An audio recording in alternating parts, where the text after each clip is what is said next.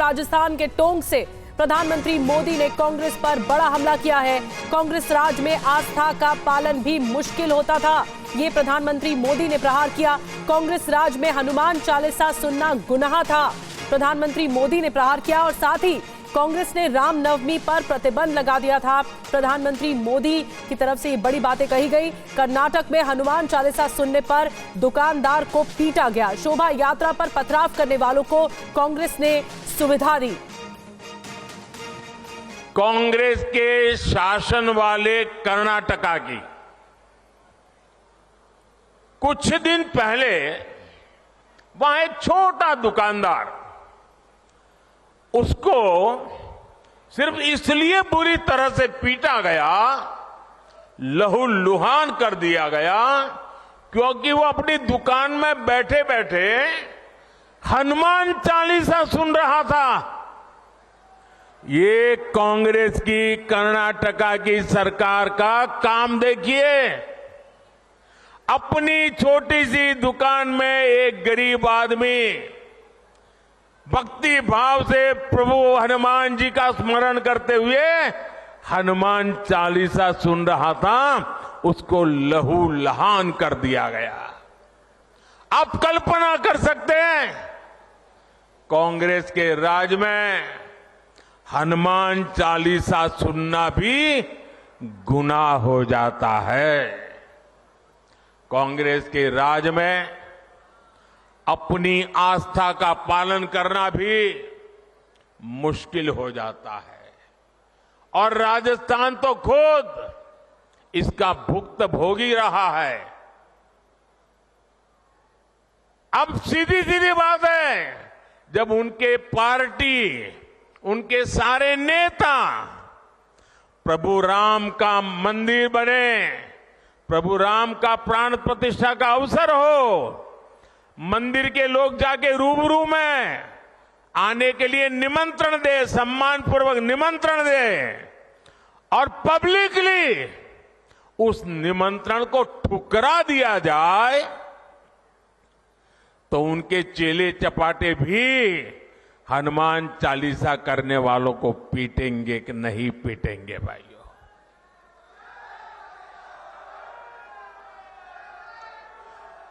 कुछ दिन पहले ही रामनवमी बीती है।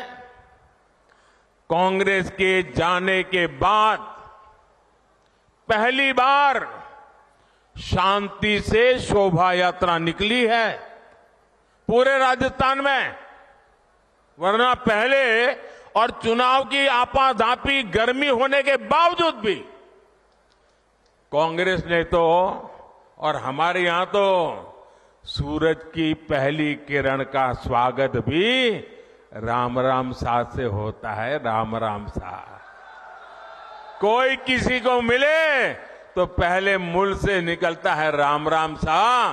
कांग्रेस ने तो राम राम सा कहने वाले राजस्थान में रामनवमी पर प्रतिबंध लगा दिया था।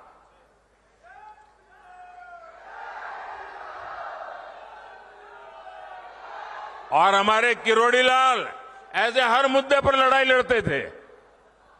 कांग्रेस ने शोभा यात्रा पर पत्थरबाजी करने वालों को सरकारी संरक्षण दिया था। इसी कांग्रेस पार्टी ने तुष्टीकरण के लिए मालपुरा, करौली, छबड़ा, टोंक, जोधपुर को दंगों की आग में झोंक दिया था। झोंक दिया था कि नहीं झोंक दिया था? झोंक दिया था कि नहीं झोंक दिया था? क्या ऐसे लोगों को माफ करोगे? जनसभा को संबोधित कर रहे थे राजस्थान के टोंक से। आपको बड़ी बातें सुनवा रहे थे प्रधानमंत्री मोदी की। और एक और बड़ी बात ये, इस वक्त की बड़ी खबर, कांग्रेस पार्टी की सोच तुष्टीकरण की रही। प्रधानमंत्री मोदी ने ये बात भी रखी। 4 बार मुस्लिम रिजर्वेशन लागू करने की कोशिश हुई, कानूनी अड़चनों की वजह से मंसूबे पूरे नहीं हो सके।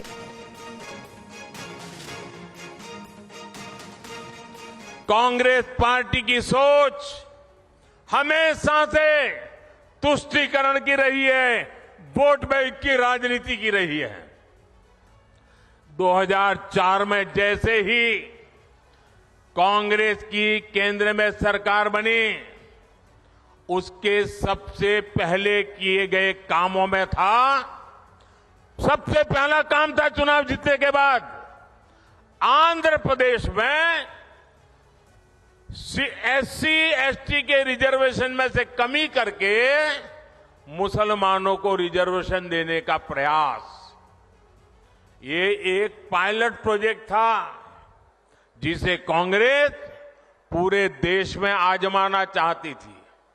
2004 से 2010 के बीच कांग्रेस ने 4 बार आंध्र प्रदेश में मुस्लिम रिजर्वेशन लागू करने की कोशिश की, लेकिन कानूनी अड़चनों की वजह से सुप्रीम कोर्ट की जागरूकता के कारण वो अपने मंसूबा जो लेके चले थे वो पूरे नहीं कर पाए। 2011 में कांग्रेस ने इसे देश में लागू करने की कोशिश की। SC ST को और OBC को मिला हुआ अधिकार छीन करके वोट बैंक की राजनीति के लिए औरों को देने का खेल किया। कांग्रेस ने इतने प्रयास ये जानते बूझते किए कि ये सब संविधान की मूल भावना के खिलाफ था, लेकिन कांग्रेस ने संविधान की परवाह नहीं की, बाबा साहब आंबेडकर की परवाह नहीं की। जब कर्नाटका की बीजेपी सरकार ने, जब हमें मौका मिला तो हमने पहला काम किया, उन्होंने जो SC ST से छीन करके मुस्लिम कोटा निकाला था उसको हमने खत्म कर दिया। और इस वक्त की एक और बड़ी खबर आपको बता दें, आरक्षण को लेकर प्रधानमंत्री मोदी का बड़ा बयान सामने आ गया है। आरक्षण खत्म नहीं होगा, ये मोदी की गारंटी है। प्रधानमंत्री मोदी ने कहा दलितों पिछड़ों का आरक्षण खत्म नहीं होगा, ये कहा प्रधानमंत्री मोदी ने। आरक्षण को धर्म के नाम पर बांटने नहीं दिया जाएगा।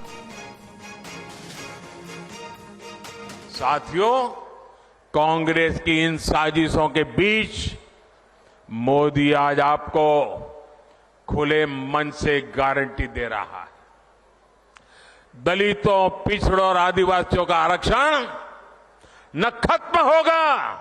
ये मोदी की गारंटी है। आरक्षण न खत्म होगा और न ही उसे धर्म के नाम पर बांटने दिया जाएगा। ये मोदी की गारंटी है। 2020 में आरक्षण की संवैधानिक समय सीमा खत्म हो रही थी और उस समय आपने मोदी को सेवा के लिए बिठाया हुआ था। ये मोदी है जिसने दलितों आदिवासियों का आरक्षण और 10 साल के लिए बढ़ा दिया था। और एक और बड़ी खबर आपको बता दें, सच बोला तो कांग्रेस में भगदड़ मच गई। प्रधानमंत्री मोदी ने प्रहार किया, एक बार फिर पलटवार किया है। जो लगातार विवाद आ रहा है सामने, आपके पास 2 घर तो एक घर कांग्रेस ले लेगी, एक बार फिर से प्रधानमंत्री ने दोहराया। कांग्रेस नेता ने संपत्ति के एक्सरे की बात की है। प्रधानमंत्री मोदी की तरफ से कहा गया कि कांग्रेस आपकी संपत्ति बांट देगी, जरूरत से ज्यादा संपत्ति पर कांग्रेस कब्जा कर लेगी। मैं कांग्रेस से जानना चाहता हूं, आखिर कांग्रेस सच्चाई से इतना डरती क्यों है? कांग्रेस क्यों अपने नीतियों को ऐसे छिपाने में लगी है? जब आपने नीति बनाई है, निर्णय लिया है, तो अब जब मोदी जी ने खुल करके राज रख दिया, आपका हिडन एजेंडा बाहर आ गया, तो अब कांप रहे हो?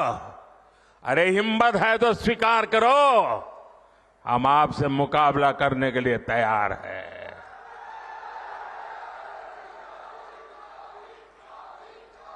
मैं ये बात देश को साफ साफ बताना चाहता हूं कि कांग्रेस वोट बैंक पॉलिटिक्स के दलदल में इतना धंसी हुई है कि उसे बाबा साहब के संविधान की भी परवाह नहीं है। और आपको पता होगा, उन्होंने मैनिफेस्टो में तो लिखा है कि आपकी संपत्ति का सर्वे करेंगे। हमारी माताओं बहनों के पास जो स्त्री धन होता है, जो मंगलसूत्र होता है, उसका सर्वे करेंगे। और फिर उनके नेता ने तो भाषण में कहा एक्सरे किया जाएगा, एक्सरे किया जाएगा। मतलब आपके घर में अगर बाजरे के अंदर डिब्बे में भी कुछ रखा है तो वो भी एक्सरे करके खोजा जाएगा। दीवार में कहीं रखा है तो उसको भी एक्सरे करके खोजा जाएगा। पूरा एक्सरे करने वाले की घोषणा की है और उनके नेता ने पब्लिकली कहा है। और फिर आपकी सारी संपत्ति, जरूरत से ज्यादा जो भी होगा वो उनका कब्जा करेगी उनकी सरकार, कहते हैं, और फिर लोगों को बांट देंगे। अगर आपके पास 2 घर है, यहां गांव में घर है, और बच्चों के लिए आपने जयपुर जोधपुर में अगर एक छोटा फ्लैट ले लिया है, तो एक्सरे करेंगे कि भाई 2 घर है, एक वापस दो, सरकार को दे दो। बताइए आपको मंजूर है क्या? ये मंजूर है क्या? क्या स्त्री धन पर हाथ लगा सकते हैं क्या? क्या मंगलसूत्र पर हाथ लगा सकते हैं क्या? ये पंजे की ये ताकत, भाइयों बहनों, राजस्थान में से एक भी पंजा बचना नहीं चाहिए भाइयों। और एक और बड़ी खबर आपको बता दें, कांग्रेस पर अमित शाह का नया हमला सामने आया है। तुष्टीकरण की राजनीति करती है कांग्रेस, ये कहना अमित शाह का बीजेपी तुष्टीकरण के खिलाफ है। मोदी के विकास के एजेंडे से कांग्रेस को तकलीफ हो रही है। दशक से कांग्रेस ने अपनी अपीसमेंट की पॉलिटिक्स को चुनाव जीतने का हथियार बनाया। इसके खिलाफ हम सालों से संघर्ष कर रहे थे। 2014 से नरेंद्र मोदी जी ने डेवलपमेंट का एजेंडा जनमानस के बीच में सेट भी किया और उसके आधार पर चुनावों की देश में शुरुआत हुई। कांग्रेस को बहुत तकलीफ पड़ रही है डेवलपमेंट के एजेंडे पर, विकास के एजेंडे पर चुनाव लड़ने में। लगातार वो पराजित हो रही है। फिर से एक बार अपीसमेंट की पॉलिसी के आधार पर वो आगे बढ़ना चाहती हैं। चिदम्बरम ये नहीं कहते हैं कि सीएए में क्या बुराई है, हम सीएए हटा देंगे। क्यों हटाना है? क्योंकि उनको अपनी माइनॉरिटी की पॉलिटिक्स करनी है, माइनॉरिटी वोट बैंक को मजबूत करनी है। भारतीय जनता पार्टी अपने सिद्धांतों पर अटल है। हम किसी के साथ अन्याय नहीं करेंगे, सबके साथ न्याय करेंगे, परंतु तुष्टीकरण भी किसी का नहीं करेंगे। इस नीति पर हम आगे बढ़ रहे हैं। और सीएए से इस देश में बहुत बड़ी तादाद में पड़ोसी देशों से आए हुए रिलीजियस माइनॉरिटी, हिंदू, बौद्ध, जैन, सिख, इस सभी को नागरिकता मिलती है, सुरक्षा मिलती है। मैं नहीं समझता इससे कांग्रेस को क्या आपत्ति है। सीएए से किसी का नागरिकता जाना नहीं है, ये भ्रांति फैला रहे हैं और अपीसमेंट की पॉलिटिक्स कर चुनाव जीतना चाहते हैं। मैं चिदम्बरम साहब को इतना ही कहना चाहता हूं कि आपका ये इरादा कभी पूरा नहीं होने वाला है। देश की जनता अब कांग्रेस पार्टी को भली भांति जान चुकी है। जहां तक 3 कानून का सवाल है, चिदम्बरम स्वयं कमेटी में थे। उन्होंने कई बार ये 3 कानूनों के बारे में कमेटी में चर्चा करते वक्त काफी अच्छे सुझाव भी दिए, सराहना भी की। 3 कानून से देश की क्रिमिनल जस्टिस सिस्टम दुनिया में सबसे आधुनिक बनेगी और 3 साल में ज्यादा से ज्यादा हर एक व्यक्ति को न्याय मिलेगा। तो चुनावों के मद्देनजर लगातार वार पलटवार जारी है। बहरहाल आगे बढ़ते हैं, वक्त हो चला है हमारे खास शो दिल्ली डायलॉग का। आपको लेकर चलते हैं पूर्वी दिल्ली के विश्वास नगर, हमारे सहयोगी करुणा शंकर शर्मा के पास।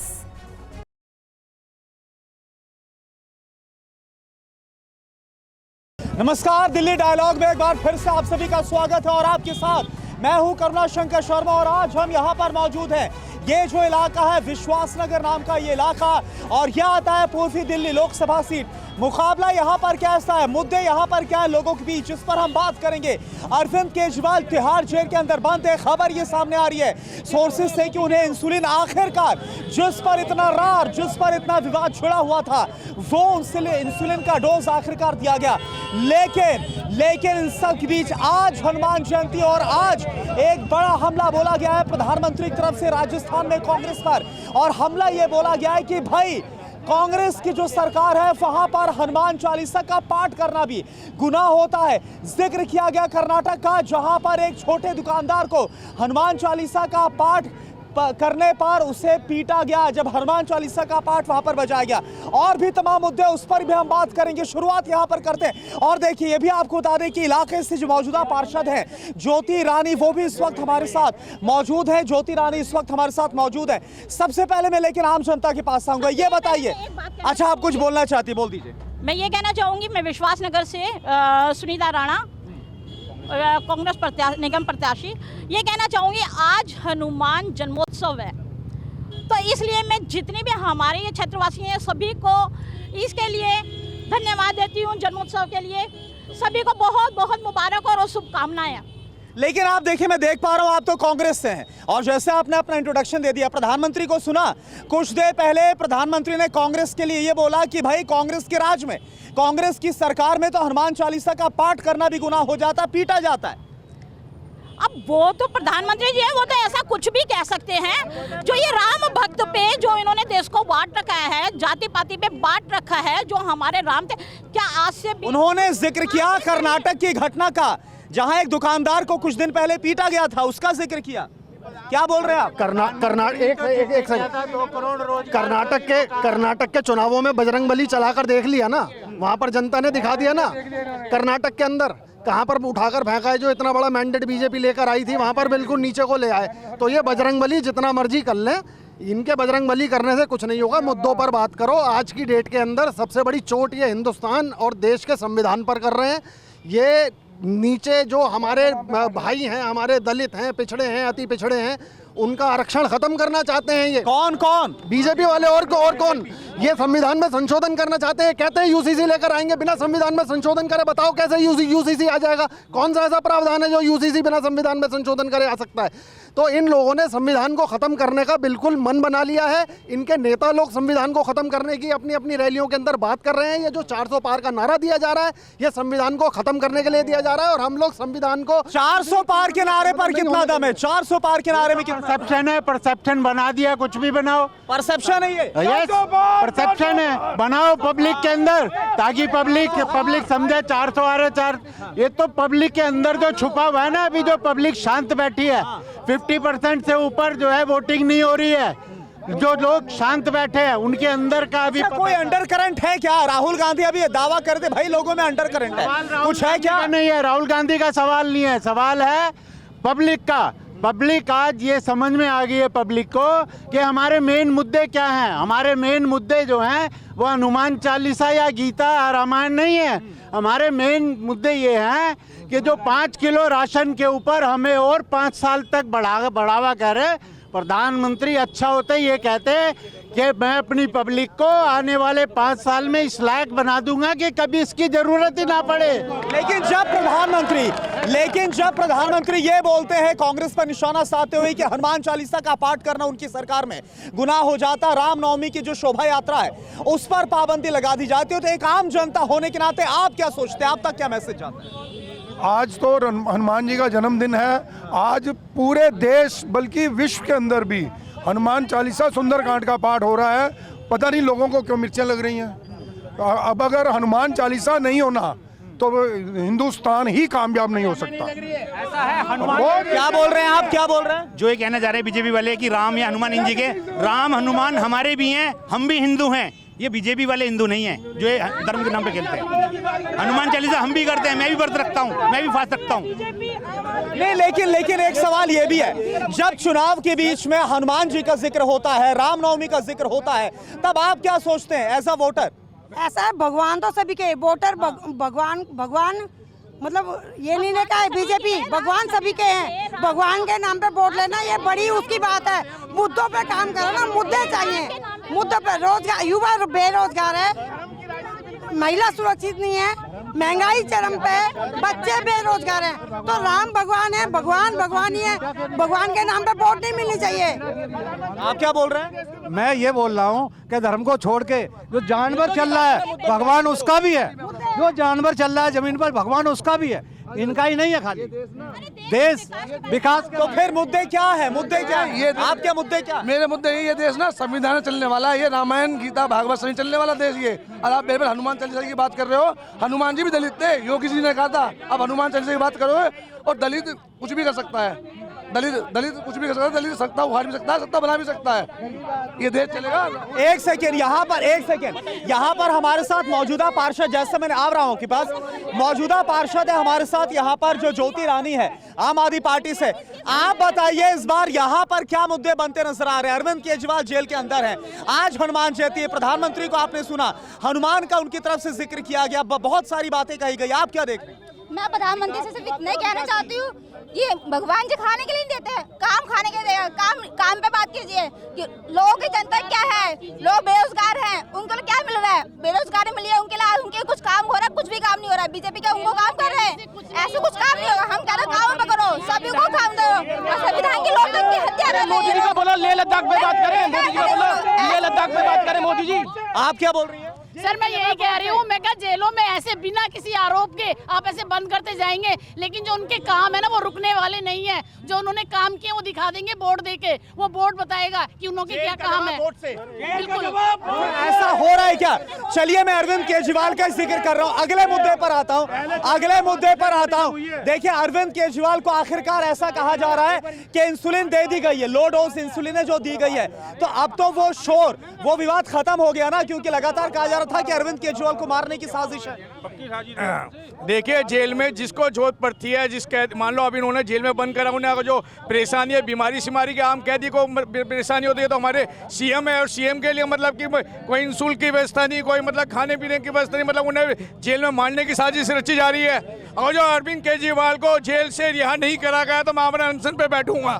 क्या बोल रहे हैं? करूंगा भूख हड़ताल में, पार्टी कार्यालय में आमरण अनशन पे बैठूंगा, केजरीवाल को रिहाई नहीं मिली तो। आप क्या बोल रहे हैं? सर ऐसा है, जो ये कह रहे हैं ना जेल में केजरीवाल को जैसे मुख्तार अंसारी को मारा था ना, ये ऐसे ही मारेंगे। बहुत गंभीर बात बोल रहे हैं, बहुत बड़ा आरोप लगाया जा रहा है। ये देखिए जो आतिशी की तरफ से कहा गया, सौरभ भारद्वाज की तरफ से, वो ये लोग बोल रहे हैं कि भाई जेल में मारने की साजिश हो रही है। मैं इनकी सबकी एक एक बात का जवाब दूंगा। पहली सुन लेते हैं एक एक करके सब। इन्होंने कहा क्या पहले कोई पास हुआ है? इनसे पूछो, शराब नीति तो इन्होंने दिल्ली सरकार में कैबिनेट में पास नहीं की, वो तो अंदर खाते पास कर दी, और यहाँ हमारे लिए शराब नीति का और नीतियों का जी हमने कैबिनेट में सब पास किया। इनसे पूछ, देयर इज लॉक एंड की अरेंजमेंट बिटवीन धर्म और राजनीति। अगर धर्म और राजनीति का रिश्ता नहीं होता भाई, अब तुम्हारे बीच नहीं बोले, एक एक सुन लेते, शोर नहीं,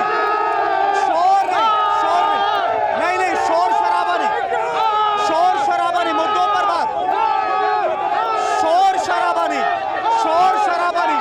नहीं ऐसे नहीं, आप एक तरफ आइए, ऐसे नहीं, शोर नहीं। आप क्या बोल रहे थे? मुद्दे क्या है? आप एक सेकेंड, शोर नहीं, मुद्दों पर बात करिए, क्या मुद्दे आपके लिए?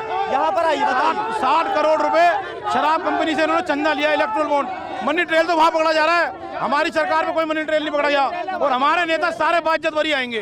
आप ये बताइए कि जो कहा जा रहा है अरविंद केजरीवाल जेल के अंदर साजिश है या मारने की बात कही, इसमें आपको कोई विश्वास है? मारा जाएगा, बिल्कुल मारे जाएंगे बेचारे। अरविंद केजरीवाल को मारने की साजिश है। आप क्या बोल रहे हैं? खाना घर से जा रहा है मारने के लिए, खाना वो घर से भेज रहे हैं, आलू घर से, मिठाई घर से, सब कुछ घर से भेजी जा रही है। यानी गलत बोला जा रहा है। गलत, बिल्कुल गलत। ये सब खाना सुनीता केजरीवाल देकर आ रही है, खुद उनका वीडियो देख लीजिए। केजरीवाल बोल रहे हैं भाई, वो लगातार बोलते रहे डॉक्टर से, तिहाड़ प्रशासन से इंसुलिन दो नहीं दिया गया, अब जाकर दिया जा रहा है। मीडिया के थ्रू कब ये बात आई है? क्या केजरीवाल का कोई बयान आया ऐसा? ये क्या है? आम आदमी पार्टी, जो लोग केजरीवाल से मिलने जाते हैं उनके जरिए ये बयान आ रहा है। झूठ बोलते हैं। ये आम आदमी पार्टी के कार्यकर्ता पब्लिक को भ्रमित कर रहे हैं। अरे शोर मत करिए, सुन लेते हैं। केजरीवाल की जेल है, सरकार केजरीवाल की है, जेल केजरीवाल की है, जेल प्रशासन इनका है, तो कौन रोक रहा है? जो मर्जी खाओ, इंसुलिन लो, लेकिन तुम मुद्दा बना रहे हो, दुनिया पब्लिक को बेवकूफ बना रहे हो। कुछ नहीं, दिल्ली सरकार की जेल है, तिहाड़ दिल्ली सरकार की है और दिल्ली सरकार केजरीवाल की है। तुम ही जनता। आप क्या बोल रहे थे? आप क्या बोल रहे थे? भाई साहब का इंसुलिन भी कोर्ट के माध्यम से लेगा? मुझे ये बताइए, तय डॉक्टर करेंगे। अरे केजरीवाल बोल रहे हैं, वो बोल के थक गए, उनका शुगर लेवल हाई हो रहा है, लेकिन इंसुलिन नहीं दिया जा रहा था, अब जाकर दिया गया, जो खबर आ रही है। जब सतेंद्र जैन को फर्स्ट क्लास सुविधा दी जा सकती है, इसे इंसुलिन नहीं दी जा सकती? मतलब आपको अरविंद केजरीवाल की तरफ से कुछ कहा गया या आम आदमी पार्टी उस पर विश्वास नहीं हो रहा है? बिल्कुल विश्वास नहीं है। अगर विश्वास ही होता तो ये अब तक कहता था हम कट्टर ईमानदार। आप क्या बोल रहे हैं? सर 10 साल, सर मैं एक एक करके सबके पास आऊंगा, बोलिए। सर 10 साल बाद भी क्या प्रधानमंत्री मोदी के पास मंगलसूत्र मुगल, हिंदू, मुस्लिम, पाकिस्तानी है? उसके बाद कोई मुद्दा नहीं है कि कितने हॉस्पिटल बनाए इस 10 सालों में, कितने हॉस्पिटल बनाए इस 10 सालों में, कितने स्कूल बनाए, कितने रोजगार दिए? 2 करोड़ रोजगार की बात हुई थी, 15 लाख रुपए की बात हुई थी कि मैं डॉलर को सस्ता करूंगा, रुपए को ज्यादा करूंगा, बात हुई थी पेट्रोल को कम करूंगा, बात हुई थी हॉस्पिटल बनाऊंगा, बात हुई थी 2 करोड़ लेकर नौकरियां दूंगा। क्या करा? आज भी मंगलसूत्र में बात हो रही है, आज भी हिंदू मुस्लिम में बात हो रही है, आज भी धर्म पे बात हो रही है, आज भी लड़ाई पे बात हो रही है। ऐसा प्रधानमंत्री हमें नहीं चाहिए। अच्छा, आप भी हमारे बीच खड़े बात कर लेते। बुजुर्ग है, एक सेकेंड, जो बुजुर्ग, मैं आ रहा हूँ, आपके पास आ रहा हूँ, आप बताइए। अरे चाचा एक बात बताइए, आपने तो बहुत चुनाव देख लिए ना, इस बार जो माहौल बन रहा है उसको देखकर क्या बोलेंगे? ऐसा प्रधान नहीं देगा आज तक। क्या बोल रहे हैं? झूठा है प्रधान, ऐसा प्रधान नहीं देगा, झूठा है। इन्हें कोई मुद्दा करे। आप बोल रहे हैं वो झूठ बोल रहे हैं? हाँ, इन्हें कोई मुद्दा करे। ऐसा क्यों बोल रहे हैं आप? अरे इन्हें भूखे मार दिए, 5 किलो का राशन 1 महीना में आप पेट भर लोगे? हाँ, काम धंधे नहीं रहे, क्या करा इनने? ये झूठ बोलता रहे हर वक्त, और आपका गया 400 पार करता रहे। नारे में दम लग रहा है 400 पार में? नारे में दम है 400 पार में? नहीं है जुगला। हाँ, एक मोदी जी बस इस बात से समझ ले कि पाकिस्तान ने अपने सबसे तेज फेंकने वाले को जेल में डाल दिया है। अब मोदी जी की बारी है, मोदी जी जेल में जाएंगे भ्रष्टाचार के नाते। आप क्या बोल रहे हैं? मैं ये बोल रहा हूँ, उनको दिल्ली की जेल में विश्वास नहीं है तो उनको यूपी की जेल में भेज दिया जाए, तो उनको वहां पर पता लग जाएगा कितना उनको आराम दिया जाएगा, कितना विश्वास दिया जाएगा। ठीक है, आप एक महिला होने के नाते और आप तो कांग्रेसी भी, क्या देखते हैं? मोदी जी का एक ही नारा है कि चंदा लो धंधा दो, सिर्फ एक ही नारा है, ये इसी में काम कर रहे हैं। ये लद्दाख में क्यों नहीं जाते? जो प्रोटेस्ट में बैठे हुए हैं उनके लिए क्यों जाते हैं? मणिपुर में अरे चंदे की बात है तो 70% तो विपक्ष के पास गया ना, जो आप इलेक्टोरल बॉन्ड की बात बोल रही है, 70% तो विपक्षियों के पास। यहाँ देश में मुद्दों पे कोई भी बात नहीं होती है। जो हमारे मोदी जी हैं, देश विदेशों में घूमते रहते हैं, जो जैसा कि मैं बता रही हूँ, मुद्दों पर बात नहीं कर रहे। बिल्कुल भी मुद्दों पे बेरोजगारी का है हमारे देश में, रोजगार है ही कहाँ? बेरोजगारी फैली हुई है, ये देखो। मुद्दों पर बात नहीं कर रहे प्रधानमंत्री, ये बोल रहे हैं। मुद्दा ये है कि दिल्ली में आप भ्रष्टाचार मिटाने के लिए सरकार में आए थे, आज खुद भ्रष्टाचार में लिप्त हो, और जिस पार्टी के खिलाफ आप भ्रष्टाचार के सबूत लेके आ रहे थे, आज उसी के साथ गठबंधन करके आप चुनाव लड़ रहे हो। इससे ज्यादा और घटिया राजनीति क्या करेंगे? सोनिया गांधी को 2 घंटे जेल में डाल दो, सारे जवाब बता देगी, सारे, उसके पास सब कुछ है, सारा सब कुछ बता देगी किस किस के पास कितना पैसा है। और उसी सोनिया गांधी का विपक्ष बोल रहा है भाई हम इसलिए साथ आए, संविधान बचाना है, लोकतंत्र बचाना है। विपक्ष संविधान लोकतंत्र की दुहाई दे रहा है। हमारे पास पिछली बार 303 थे, पिछली बार पूर्ण बहुमत की सरकार थी, हमने कोई संविधान में कोई फर्क। मैं पीछे जा रहा हूँ, पीछे आइए, एक सेकंड। हाँ बोलिए, क्या बोल रहे हैं? सर मैं 400 पार के ऊपर बात करना चाहता हूँ कि प्रधानमंत्री जी किस मुंह से 400 पार की बात कर रहे हैं? नौजवान इनसे खुश नहीं, जवान इनसे खुश नहीं, वो बीते 10 साल के, सुनो ना, 10 साल की सरकार के आधार पर बोल रहे हैं। कुछ नहीं करा, जो क्या लग रहा है 10 साल में काम नहीं हुआ? मुसलमान इनसे कुछ नहीं, किसान इनसे कुछ नहीं, किस बात पे 400 बात की बात करते हैं? कितना झूठा प्रधानमंत्री हमने नहीं देखा भविष्य में। मेरी 50 साल उम्र होने वाली है, सिर्फ प्रचार मंत्री है, प्रधानमंत्री तो है ही नहीं। लंबी लंबी फेंकते हैं, लंबी लंबी। 400 पार में से 1 जीरो हटा दो, 40 आएंगे, 40। ईमानदारी से कह रहा हूँ। अच्छा, यहाँ 400 पार वाले नारे पर सवाल उठा रहे, दम लग रहा है आपको उसमें? बिल्कुल भी दम नहीं लग रहा है, ये बस एक इनका जुमला। युवाओं के लिए क्या मुद्दे, आप एक युवा क्या सोचते हैं? बेरोजगारी बढ़ाई गई है देश में, आपने देखा होगा, हमें 5th अर्थव्यवस्था कहा जाता है, सबसे बड़ी। संकल्प पत्र में और रोजगार देने का वादा किया गया है। वादे तो इन्होंने पहले भी करे थे, जो कि अभी तक पूरे नहीं हुए हैं। 5वीं लार्जेस्ट अर्थव्यवस्था, जिसका पर कैपिटा इनकम 2.8K है, मतलब 2500 रुपए। फिर ये बोलते हैं कि पॉपुलेशन ज्यादा है, चाइना की भी पॉपुलेशन ज्यादा है, लेकिन उनका पर कैपिटा इनकम 13,000 रुपए है। कहाँ है जीडीपी? ये बोल रहे हैं 3rd लार्जेस्ट जीडीपी बना के दिखाएंगे। सिर्फ तो 11वें से तो 5वें पर ले आए ना। 11वें से 5वें पर ले आए, लेकिन लोगों के, गरीब जनता के पास, अगर आज हम रिक्शे वाले के पास जाए, क्या उसके पास पैसा है? नहीं है। किसके पास पैसा है? अडानी के पास, जिसने सिर्फ 14,000 लोगों को एम्प्लॉयमेंट दे रखी है, सिर्फ 14,000। अच्छा, मैं पीछे आता हूँ। एक महिला होने के नाते इस बार आपको क्या लग रहा है, क्या माहौल बनता नजर आ रहा है? हमारा आम आदमी पार्टी का माहौल बनता नजर आ रहा है। बीजेपी कुछ काम करती है। इतना विश्वास है कि आम आदमी पार्टी का माहौल बन रहा है? भैया काम करे उन्होंने, काम कर रहे हैं। काम क्या नहीं तो काम किए तो जेल में मुख्यमंत्री क्यों? जेल में तो झूठ में उन्हें कुछ मिला भी है, झूठे आरोप में कुछ मिला भी है उन्हें। जब अच्छे काम करेंगे, जब उनका। क्या बोल रहे हैं आप? मैं कह रहा हूँ ये बीजेपी वालों ने बिल्कुल गलत किया है। मुख्यमंत्री को जेल में डाला, उनके ऊपर निर्दोष हैं वो, उनके ऊपर दोष लगाया जा रहा है। और उनके दोषी है निर्दोष है क्या, वो तो सब कोर्ट तय करेगा ना। कोर्ट तो नहीं तय कर रहा। जनता होने के नाते आपको क्या लग रहा है? जनता जो बोलेगी वोट दे के बोलेगी, और बीजेपी को हराएंगे और केजरीवाल जी को जिताएंगे। आप क्या बोल रहे हैं? हमारी ईडी बीत चुकी है, बीजेपी ने खरीद लिया है, लेकिन हमारे आदमी के ईमानदार पार्टी है, ईमानदार रहेंगे। ऐसी अरे मोदी जी को आपने सुना, जो ईडी के सिर्फ 3% केसेस है जो नेताओं के खिलाफ है, फिर कैसे विपक्ष आरोप लगा रहा है ईडी पर? एमएलए है, करप्शन करते हैं, उनको किसने अरेस्ट नहीं करा, सिर्फ हमारे आदमी केजरीवाल जी अरेस्ट करा है।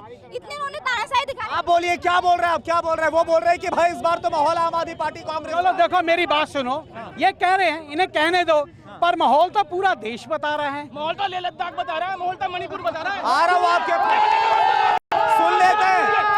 अरे शोर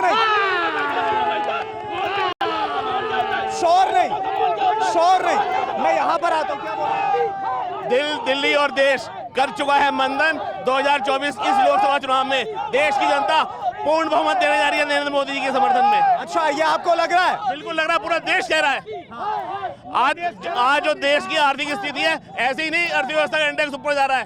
पूछिए ना, बताइए। लेकिन एक बात बताइए, अगर इतना ही विश्वास होता तो 7 में से 6 को तो बदल दिया गया ना इस बार बीजेपी की तरफ से दिल्ली में। देखिए, एक सुन लीजिए। अरे सवाल मैंने किया, सुन लीजिए जवाब।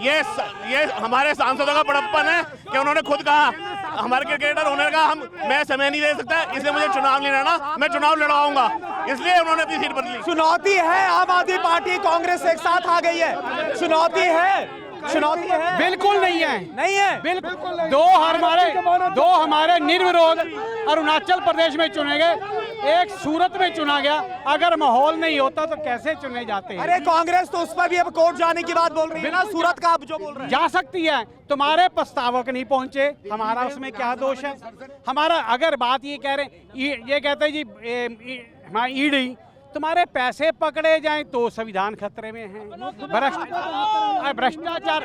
अच्छा चलिए, बहुत कम वक्त है, आप कुछ बोल रहे थे, बहुत चिल्ला कर बोल रहे हैं। देखिए, मेरा धर्म है हिंदुस्तान, मेरा जोश है भगत सिंह और मेरी सोच है अम्बेडकर। आप सुनिए, जब भारत के अंदर कोई सैनिक कहता था कि मुझे मौत से डर नहीं लगता, तो या तो वो झूठ बोल रहा है या वो गोरखा सैनिक है। आज अग्निवीर का बहिष्कार करते हुए लेह लद्दाख के अंदर गोरखा सैनिक चाइना की टीम में शामिल हो रहे हैं, उसका जवाब मोदी सरकार क्यों नहीं देती? आज 6 शेड्यूल के ऊपर जिसने सरकार बनाई, यूनियन टेरिटरी हासिल करी, जम्मू कश्मीर को अलग करा, लेह लद्दाख को अलग करा, आज कहाँ मोदी जी 6 शेड्यूल ट्रैवल की बात क्यों नहीं करते? क्योंकि उनके कारपोरेट लोगों को वहाँ धंधा नहीं मिलेगा। अगर 6 शेड्यूल लागू हो जाएगा यूनियन टेरिटरी के अंदर में, वहाँ मोदी, अदानी, अंबानी धंधा नहीं कर पाएंगे। जवाब दे मोदी सरकार इस बात का। अच्छा, यहाँ पर मैं आना चाहूंगा, आप बताइए। अच्छा, यहाँ पर भी कुछ लोग खड़े हुए हैं, आप बताइए इस बार क्या माहौल बनता हुआ नजर आ रहा है?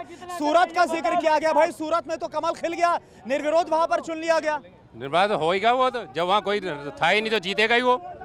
वापिस ले लिया, चाल होगी इनकी, सीधी सी बात है। किसकी चाल? जो सरकार सेंटर में है। अच्छा, ऐसा आपको लग रहा है? लग रहा क्या, पता ही चलता है न्यूज से। ठीक है, युवा की बात करते हैं, कहाँ नौकरियां रही है? जब जब बीजेपी आती है सरकारी नौकरी खा जाती है, बैंकों को प्राइवेट बैंक्स में कन्वर्ट कर दिया, क्या किए? चलिए ठीक है, तो ये जो गर्मी है, ये तो जो जोश है वो आम जनता के बीच में, लोगों के बीच में, जो पूर्वी दिल्ली लोकसभा सीट है वहां पर क्या हाल बनता हुआ नजर आ रहा है, सूरत हाल आपने देखा। कल एक और लोकसभा सीट का रुख करेंगे। नमस्कार।